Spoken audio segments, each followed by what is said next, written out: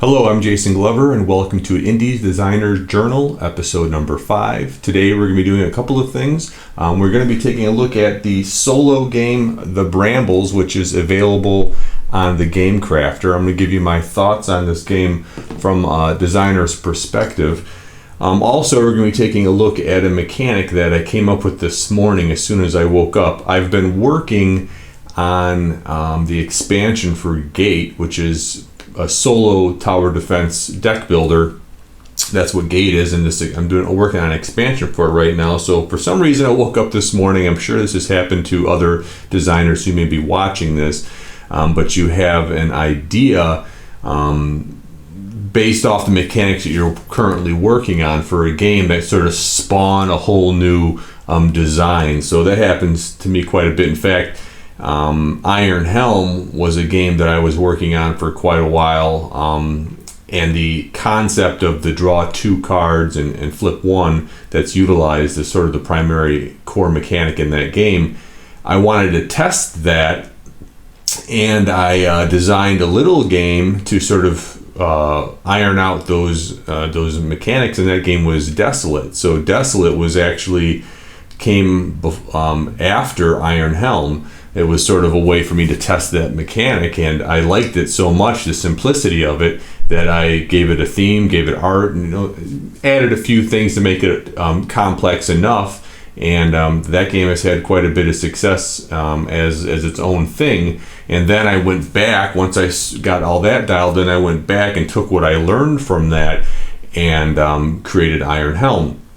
Now, the example that we're going to look at here in a minute is a deck building mechanic that I don't think I've seen before, but I haven't played every deck builder there is. There's a million of them. So I'd like to get your opinions and thoughts on it as an idea or a concept for maybe a future design of mine. So let's turn this camera around and take a look at the table. Okay, welcome back to the table. What I have here is sort of a little deck building mechanic that came to me this morning as I was laying in bed. I hear it all the time from other designers that often some of our best ideas are when we're laying in bed, but usually you hear it happens in the middle of the night or when you're half asleep laying in bed and you don't have time to write it down, and you wake up in the morning and you forget what it was. Fortunately for me, I woke up this morning and I was able to kind of put something together really quickly because I thought it was interesting. And I wanted to share it with you folks, sort of the step away from all the mechanics that we've been discussing for UnderQuest and maybe take a look at something completely different. Just so you know, these cards that I have here, they're bridge sized and they are blanks, and you can get a box of these guys. Nice sized box. I believe there's 500 cards, and they're on Amazon for, last time I bought a box of these, it was $7.99, which I think is a steal. I use them all the time for prototyping. So let's dive into what I have here. It's nothing crazy, but I think it's interesting, and I don't know if I've seen it before. So the idea came for some sort of civilization building game. So I just sort of slapped on an early, I don't know what time period this would be, an age of discovery of some sort, and you have a settlement. You start with X number of cards, which each represent different characters that you have in your settlement. For this example, we just have 3 cards. On your turn, you would just sort of in a similar fashion to Gate and many other deck builders, you would have rows of cards here. So these are just these would be a full deck right here of potentially things you're hunting or animals or hunting gathering type deck. This might be an exploration deck or learning new skills, especially this like a primitive man type thing. And this might be hazards, wolves or cave bears or things of that nature. It could be fantasy themed, it could be anything, but this is nothing new. I just thought this would work well with this system the idea they came up with. Might be something that I explore further, but each character would have different stats. Like this guy here could do attack or could hunt or explore, and these are their abilities scored. I just put numbers down here just for the sake of putting numbers down here, and these cards are all blank, but my thought would be that each round these would push forward, sort of like in Gate, and these cards would go away, and each of these stacks would be maybe different seasons, or they'd be ranked from like 1 to 4 or something like that, so the things would progressively get more difficult or dire as the game progressed, something along those lines. But the part that I've came up with that I think is interesting, and I don't think I've seen before, is a way of creating new cards. Now typically you have a market in a deck builder where you can spend some sort of income to buy new cards to put in your deck, and this game would certainly need other ways of doing that. You'd have to potentially get cards from these decks that would also be implemented. But I thought, how cool would it be to create a card by having 2 of your cards essentially make a child? So what I have here is 2 cards here that have both sides of a heart. Now, obviously, when I was laying in bed this morning, I kind of giggled to myself because I thought of those best friends. Were they best friend necklaces? Back when I'm like I mentioned before, I'm 44. So back in the late 80s, early 90s, there was these necklaces that girls would wear that one would say. It would say best friend when they put them together, and each girl would have one side of it or something like that. So it made me laugh, but something like this. So anyways, let's focus here, Jason. So I could use these cards for their abilities here in the actual game itself, or I could decide not to do that and use them to basically essentially create a child. So I could just discard these 2 cards, and then I could take from this deck a baby. Now the baby would just, on the back would be 0, and all the baby cards would have no abilities. They would just say wah wah poop, and that would be added to your discard. Now, to symbolize progression of time, once these cards, like any deck builder, once you depleted your draw pile, you would shuffle up all your discard, and then you would draw your hand up, and eventually this baby card is going to pop up, and it's just going to be a dead card in your hand that does nothing for you, because anyone who's a parent knows that a baby is going to do nothing for you other than cry and poop.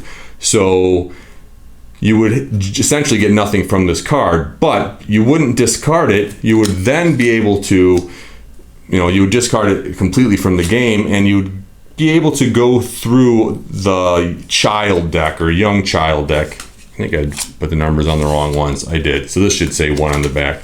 And maybe there'd be 10 of these cards, or however many that you would want, and they would be a young child, and they wouldn't be able to do very much, but they'd be able to help out around. They might be able to. Maybe this kid's very inquisitive, this little girl, and she likes to explore. So maybe she would be good at exploration, and maybe she's good at gathering. So she gets a little tick there, and then you would once you'd put her in your discard, and then she would get drawn back up again. You'd be able to use her skill, and then before you discarded her, you would get to grow her essentially one more time into an adult, and you'd have the adult version. But I think an interesting way of instead of just drawing a random adult version, you would be able to look at the card you're discarding, and you would have to find a card that had at least the same minimum numbers to symbolize that person growing up and changing. So then maybe she would become this adult here and have really good stats. Now,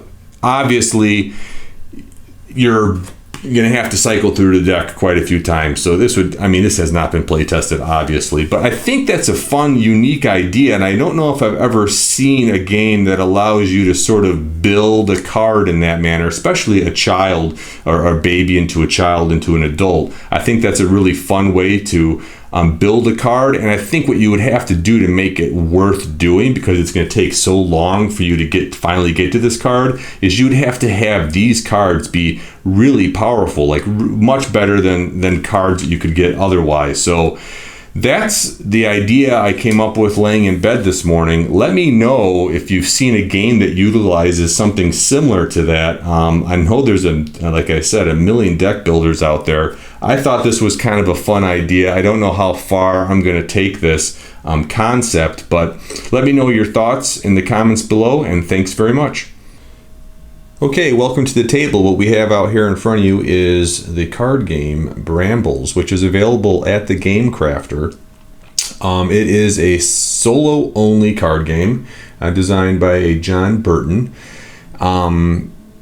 so many things about this game to like from a designer's perspective. And the first thing that I think is going to grab people's attention with this game is the artwork. I have a game currently up on a crowd sale called Banners, which has actually quite similar artwork, a very monotone color, and then an etching type drawings that I did for it. So this game reminds me a lot of that. The artwork is absolutely fantastic. But what is to be learned from this game as a designer, especially an indie designer, is that all of the artwork in this game is public domain. So that is often Achilles' heel for many indie designers, is the capacity or the ability to create your own artwork or to find artwork inexpensively. Now, there's a lot of sources out there for artwork, and there are definitely artists and illustrators that are eager to be hired, so that's always an avenue to go. But the public domain does offer, as you can see here, a wide variety of artwork. Now, we've seen this in other games that have utilized it well. The one that comes to mind for me is Starving Artist, which was a contest winner that I actually judged on the Game Crafter. It went on to have a very successful Kickstarter, and I've actually seen it on store shelves. That game is essentially completely comprised of public domain famous works of art. So there's a lot of ways that you can find a theme that works with art that's readily available. So all this art in here is just fantastic. Now, some of these illustrations, I think this one in particular, there's a few that I've seen before, just because I've been around for 44 years. So yes, so the artwork in this is what drew me to the game. Now, mechanically, it's a very fun game, especially if you're a fan of solo solitaire type games. This kind of takes like the classic solitaire game and kind of amps it up quite a bit. What you're trying to do, you'll have a hand of 6 cards. Let me find 6 more normal cards in your hand. And you're going to try to find different types of sets that will allow you to get rid of these. I believe these are called the Brambles. I don't remember all the exact terminology, but essentially these are the bad guys. They have a value 1 through 5, and there's different ways of defeating them based on card combinations. 2 pairs and any other card will allow you to take out a value 1 enemy, and all the way up to basically a royal flush, 3 in a row, 3 in sequence, I should say, of the same suit. There's 5 suits, I believe, and they rank from 1 to 14. So you're trying to use the cards in your hand. They'll go into a discard. This is your deck, just like classic solitaire. Once this is gone, the game's over. So it acts as a timer, which I find is very interesting. I've played it twice. I've lost the first game pretty badly. The second game, I squeaked out a victory. I mean, I had 1 card left and I won. So the game is definitely built and honed to create lots of tension, which is what I like to do as a designer myself. So John Burton, who designed this, definitely put a lot of play testing into this too. I mean, I can only say this after playing. I'm saying this after playing it twice, so I'll have to get some more plays in. But I can definitely say after 2 plays that there was tension in both of those, and he must have put a lot of play testing hours in to figure out exactly how many cards and balancing it so that that tension was always there. In fact, that second game that I won, I definitely felt like I was going to lose, and I barely sort of squeaked out a victory at the end. And it gives you sort of that climactic excitement that you get in games like that. Other little things in here that are interesting is there are these cards here. I wish I had all these names figured out right before I did this. It is called a Flux Convergence. So this game sort of plays on kind of tarot. There's kind of a tarot feel to it. The cards, Pupil of Dreams and Warrior of the Moons and things of that nature. But there's nothing tarot about this at all, other than the artwork. But you have these cards that you'll draw, and that basically increases your hand capacity. Normally you only can have 6. Now I can have a 7th card. Another interesting thing is there's these cards called Brambles. They're Bramble Curse, I believe is what they're called. Yeah, Bramble Curse. And when these come out, they basically clog up your hand. So like in a deck builder, if you get, like a curse card or something that, just becomes a card that is taking up space, you can get rid of these by using, this right here is a special card called the Sacred Shears. That can get rid of it, or a pair of matching cards, or a combo of 2 cards. There's different ways of getting rid of them, but if you leave it, you can leave it. You don't have to get rid of it right away. But if another one appears, a second one, any defeated one of these Brambles that would be in your discard gets put back on top of this pile. And that happened to me maybe 3 times in the one that I won.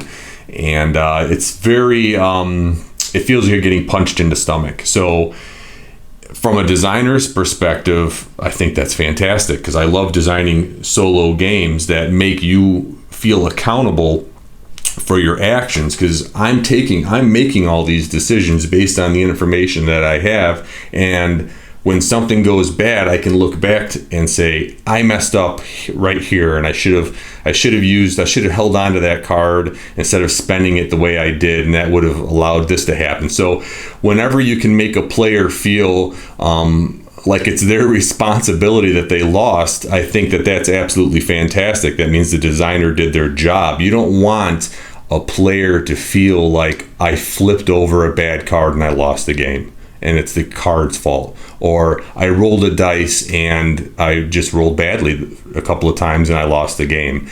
You want to avoid that as a designer. You want the person who's playing the game to take at least a decent amount of responsibility for their own loss. You want them to be able to go back and pinpoint the situations where they made a mistake. That makes them feel responsible and makes them feel invested in the actual game design. I think this game does a really good job of that. So those are the things that I find interesting about it. The tension that it creates is very good. There's nothing extremely novel about the game. The idea of spending sets, 3 of a kind, or whatchamacallit, or sequences or flushes, and to eliminate the other cards, that's been done before. In fact, I actually own 2 games that do it pretty well.